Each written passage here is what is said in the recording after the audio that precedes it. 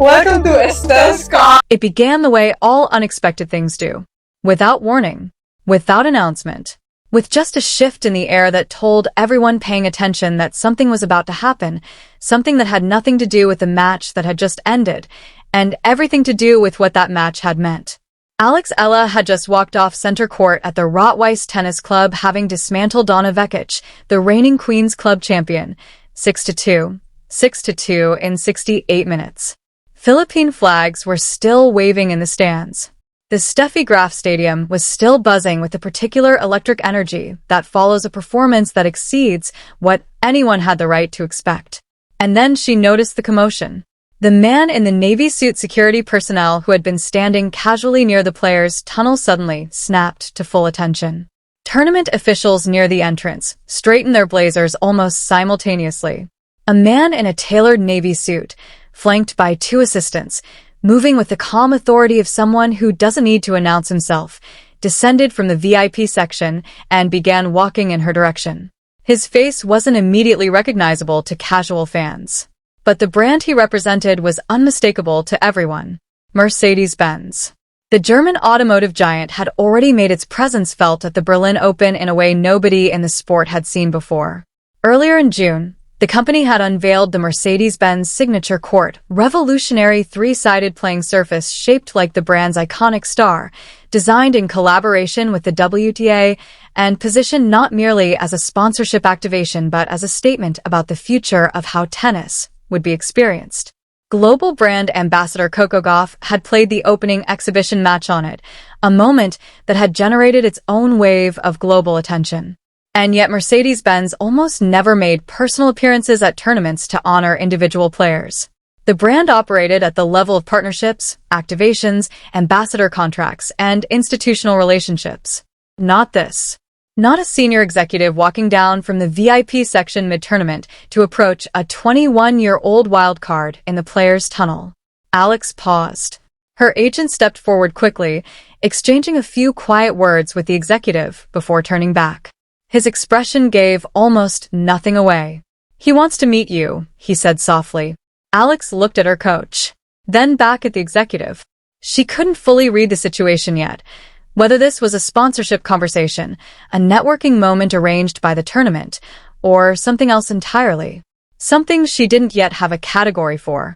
She nodded and followed. The executive smiled and gestured toward a private suite overlooking center court. As Alex walked alongside him, calm, composed, clearly curious, cameras caught the moment from every available angle. The images were on social media before they had even reached the elevator. Within an hour, the speculation was everywhere. The hashtag had started trending in 3 countries. Nobody knew the truth yet. Not even close. Inside the private suite, June 15, 2026, the suite was quiet in a way that felt deliberate. Through floor-to-ceiling windows, the grounds crew could be seen preparing center court for the next match. Outside, fans were still folding Philippine flags, still animatedly replaying moments from the match they had just witnessed. The noise of the tournament was audible, but muffled, filtered through glass into something distant and almost peaceful. The Mercedes-Benz executive sat across from Alex, his posture relaxed, but his tone carrying an unmistakable weight. He took a moment before he spoke. The kind of moment that signals what's coming isn't casual. "Miss Eala," he began, "I've been watching you for some time. Not just today. Not just this week." Alex listened without expression, still reading the room. "I followed your journey from the Rafa Nadal Academy to your breakthrough in Miami. From your Birmingham triumph to what we witnessed on center court just now. You remind me of something that is very important to us." He paused. The room was completely still. Mercedes-Benz has always stood for precision, resilience, and the pursuit of excellence against all odds. That is exactly what we saw in you today. That is what we have been seeing for years. Another pause. And then he reached inside his jacket and slowly withdrew a small velvet box, black with silver lettering, the Mercedes-Benz star engraved cleanly into the lid. Alex's breath caught. He opened it. Inside was a key, sleek and modern and unmistakably Mercedes-Benz. resting on dark fabric like something that had been chosen carefully, presented carefully, and meant to be received carefully. "This is for you," he said. "A Mercedes-Benz of your choosing. Any model, any color, delivered anywhere in the world." The silence that followed was the kind that happens when a room full of people all decide, independently and simultaneously, not to disturb something. Alex stared at the key, then at him, then back at the key. "I don't know what to say," she whispered. "You don't have to say anything," he replied, his voice gentle and certain. "Just keep doing what you're doing. Keep fighting. Keep inspiring. Keep making the world watch." He smiled. "The Mercedes-Benz family welcomes you." The world erupts within hours. The story had broken globally. Not as a sponsorship announcement, not as a contract signing, as something rarer and more difficult to categorize, a senior executive of one of the world's most recognized brands descending from a VIP box after a tennis match to personally hand a 21-year-old wild card the keys to a car as an act of recognition, of admiration, of something that the corporate language of press releases doesn't quite have the right words for.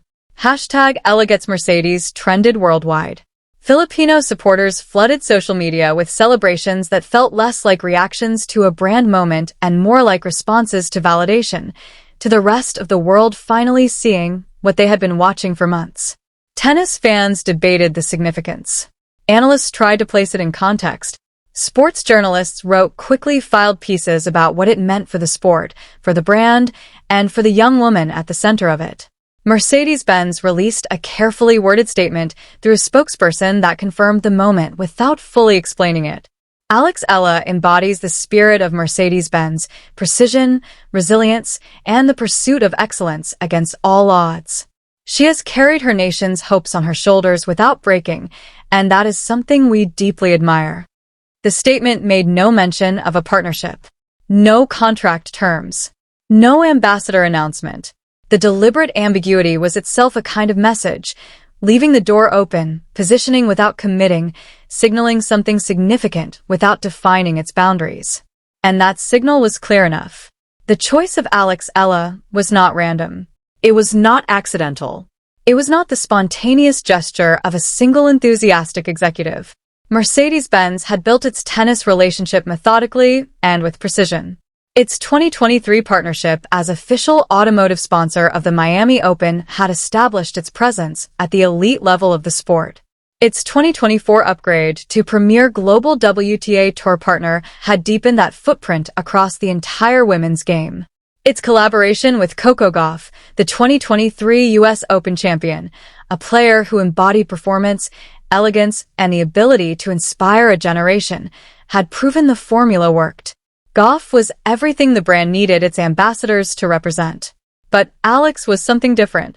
She was not yet a Grand Slam champion.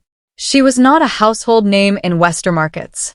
She was a 21-year-old from a developing tennis nation, still fighting for her first Wimbledon seeding, still building her identity in a sport that doesn't always make space quickly for players from places like Quezon City. Still navigating fines and waivers and exclusions and all the friction that the system generates around players who don't fit neatly into the established pathways. And yet something about her trajectory had caught the attention of people who study trajectories professionally. Something that existed beyond rankings and trophies and media coverage. Something in the way she competed. In the way she absorbed pressure and kept moving. In the way she represented something that connected with people far beyond the boundaries of professional tennis. That is what Mercedes-Benz saw. That is why the executive came down from the VIP box. Her response, grounded in the only thing that mattered when reporters asked her about the meeting later, Alex's response was measured and real. "I'm still processing everything," she said.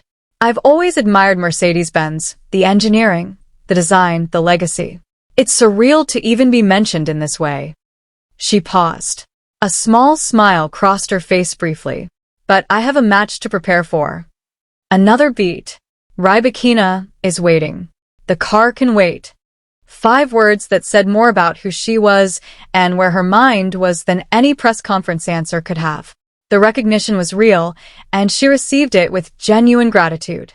But it didn't move her off the only axis that mattered to her in that moment. The next match, the next point, the next challenge waiting just over the horizon. Her coach, watching from a few feet away, put it simply when asked by journalists later. They see what we see, a player who doesn't break, no matter the pressure. That's why they gave her the car. And that's why they'll keep watching. The weight of what comes next. June 16th, 2026, the day before the rematch felt heavier than the days that had come before it. Not oppressively, but with the particular density of a moment that knows its own importance. The Mercedes-Benz story was still dominating headlines. Social media was still processing it. The world outside tennis, people who had never watched a WTA match, who didn't know what a service return percentage was or why Wimbledon seedings mattered, had found their way into the story because a luxury car brand had handed a set of keys to a 21-year-old Filipino tennis player and called it a statement about excellence. But inside Alex's preparation, none of that existed. What existed was Elena Rybakina, world number 2, the 2022 Wimbledon champion, a player whose game appeared constructed specifically for grass, flat, heavy ground strokes that skid low and fast off the surface, a serve that had been recorded at 127 miles per hour, and a composure under pressure that had delivered her the sport's most prestigious title without dropping a set in the final. Their most recent meeting at the Italian Open in Rome had told a clear story. Rybakina 6-4, 6-3, controlling the biggest moments throughout, leaving Alex to fight hard but ultimately fall short of the breakthrough she needed. This time will be different, Alex had said after the Vekic match, her voice carrying a steadiness that wasn't performance. It was conviction. I learned a lot from that loss. I know what to expect. I know what I need to change. And I'm excited for the challenge. The stakes had never been higher for her in a single match. Ranked 33rd in the world, one spot outside the Wimbledon seeding cutoff, Alex knew that a victory over Rybakina would push her into the top 32 and reshape her entire grass court season. A seeded position at the All-England Club, a different path through the draw at the most prestigious tournament in the sport. The difference between a player on the outside looking in and a player the tournament had to plan around. But beyond rankings, beyond seedings, beyond prize money and points and all the measurable currency of professional tennis, something deeper was driving her. Every time I step on court, I'm playing for the Philippines, she said. That's always in the back of my mind. That's what drives me. And now, layered on top of everything that had always been there, was something new. The weight of being seen. Of being validated by one of the world's most iconic brands, not as a future promise, but as a present reality. The Mercedes-Benz moment had done something subtle and significant. It had shifted the narrative from what Alex Eala might become to what she already was. The spotlight had stopped following her and started waiting for her instead. The question Berlin was about to answer Wednesday, June 17th. The rematch. The Wimbledon champion on one side of the net, the 21-year-old wildcard with a velvet box sitting in her hotel room on the other. Winner advances to the quarterfinals. Loser shifts focus to Wimbledon preparations. No second chances. No margin. Just pressure and possibility compressed into a single match on the pristine grass of the Steffi Graf Stadium. For Alex Eala, the player who had signed waivers, paid fines, absorbed exclusions, broken 13-match losing streaks, won titles she was advised not to enter, and delivered a dominant 6-2, 6-2 dismantling of the Queen's Club champion in her first round. This was not a moment to be afraid of. It was a moment she had been building toward. The Mercedes-Benz key was sitting quietly in her hotel room. A symbol, a signal, a piece of recognition from the outside world that confirmed what the people closest to her had always understood. But her mind was already on the court. Laban always. Because the next match wasn't just another fixture. It was the question Berlin had been asking all week, finally ready to be answered.